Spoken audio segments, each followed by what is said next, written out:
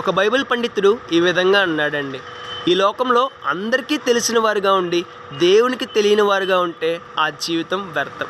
ఈ లోకంలో అందరికీ తెలియని వారుగా ఉండి దేవునికి తెలిసిన వారుగా ఉంటే ఆ జీవితం ఎంతో శ్రేష్టమైనది. ఒకసారి ఆలోచన చేద్దామండి.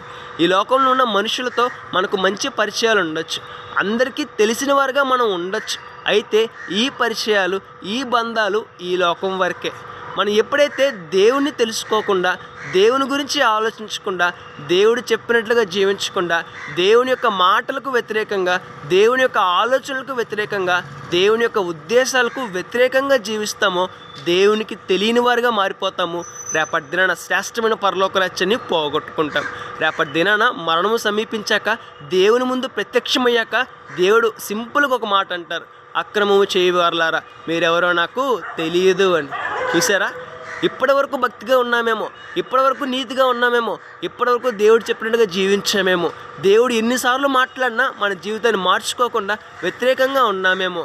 అయితే భక్తిగా ఉన్నట్టుగా నటిస్తూ ఉంటే రేపటి దినాన దేవుడు సింపుల్గా అంటారు, మీరెవరో నాకు తెలియదు అని. దేవుడు ఎవరో నాకు తెలియదు అన్నారంటే మనం పరలోక రాజ్యాన్ని పొందుకోవడం అసాధ్యం. కాబట్టి ఇప్పటికైనా మన జీవితాన్ని మార్చుకుందాం, ఇప్పటికైనా మన జీవితాన్ని సరిచేసుకుందాం, దేవుని విశ్వాసంలో ఎదుగుదాం, దేవుని విశ్వాసంలో ఫలిద్దాం. రేపటి దినాన శ్రేష్టమైన ఆశీర్వాదాన్ని పొందుకుందాం. May God bless you all.